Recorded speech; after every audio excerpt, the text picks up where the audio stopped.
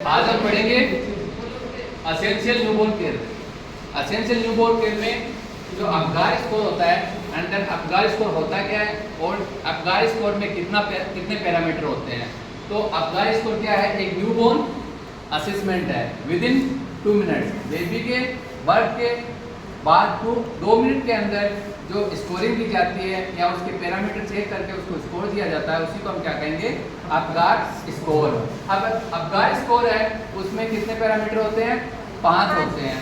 तो हम उसको मीनिंग के द्वारा अलग अलग जो पैरामीटर है उसको हम समझेंगे और उसके अकॉर्डिंग उनको स्कोरिंग देंगे। तो अपगार स्कोर में 5 पैरामीटर होते हैं, इसमें ए, पी और जी और ए और आर। तो ए का होगा अपीयरेंस। अपीयरेंस का मतलब होता है स्किन कलर, और पी पल्स मतलब हार्ट रेट, और जी मतलब ग्रीमेस रिफ्लेक्स इरिटेबिलिटी, और ए मतलब एक्टिविटी मतलब मसल टोन, और आर मतलब रेस्पिरेशन स्टेटस, नोट ए रेस्पिरेशन रेट। अब इनको स्कोरिंग करेंगे तो जो मैक्सिमम जो स्कोर मिनिमम जो स्कोर होगा उसमें क्या देंगे? 0, और जो मैक्सिमम स्कोर होगा उसमें हर एक पैरामीटर का मैक्सिमम स्कोर होगा वो होगा 2। अब इसमें जो अपीयरेंस और स्किन कलर की बात करें तो यदि बेबी की स्किन का कलर पेल है, येलो है या ग्रे है तो हम उसको मिनिमम स्कोर 0 देंगे। यदि उसकी एक्सट्रीमिटीज है वो साइनस्ड है, मतलब उसके हाथ और पैर क्या है? ब्लूइश है, साइनस्ड है, तो हम उसको स्कोर देंगे 1। और यदि बेबी की होल बॉडी पिंक है, मतलब उसकी बॉडी का कलर पिंक है, तो हम उसको स्कोर देंगे जो पैरामीटर का मैक्सिमम स्कोर है वो 2। नेक्स्ट जो पैरामीटर है वो क्या? पल्स और हार्ट रेट। अब यदि बेबी में जो हार्ट रेट है या पल्स है वो अब्सेंस है तो हम उसको मिनिमम स्कोर 0 देंगे।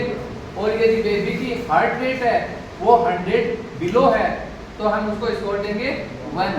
और यदि बेबी की हार्ट रेट 100 से ज़्यादा है बीट पर मिनट तो उसको मैक्सिमम स्कोर जो है वो 2 देंगे।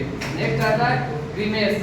ग्रीमेस मतलब रिफ्लेक्स इरिटेबिलिटी। इसमें यदि बेबी फ्लैसिड है या फ्लोपी है, मतलब बेबी की बॉडी है वो स्थिर है, बेबी गिर रहा है, तो उस कंडीशन में उसको स्कोर देंगे 0।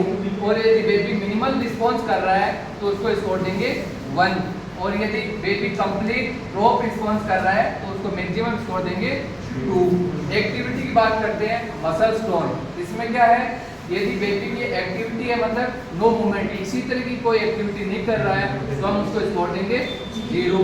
और बेबी की जो लेग और आर्म है वो एक्टिविटी कर रही है, फ्लेक्सिड है, तो उसको हम स्कोर देंगे 1। और यदि बेबी की फुल बॉडी मूवमेंट कर रही है, मतलब full movement in the body of the baby, मतलब बेबी की जो फुल बॉडी मूवमेंट कर रही है तो उसको स्कोर हम देंगे 2।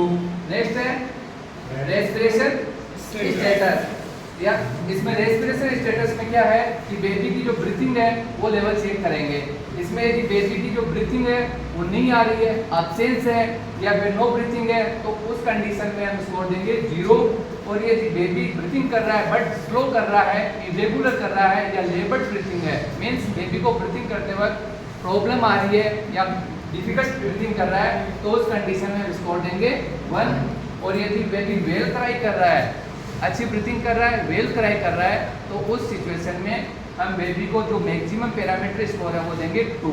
तो इस तरीके से जो अपगार स्कोर है उसके 5 पैरामीटर होते हैं, उनका मिनिमम जो स्कोर होता है वो 0 होता है और मैक्सिमम जो स्कोर होता है 2 होता है। तो इस तरीके से अपगार स्कोर का जो मैक्सिमम स्कोर होगा वो होगा 5 × 2 = 10। और जो अपगार स्कोर का मिनिमम स्कोर होगा वो क्या होगा? 5 × 0 = 0। तो इस तरीके से जो अपगार स्कोर है उसका मिनिमम स्कोर 0 और मैक्सिमम स्कोर 10।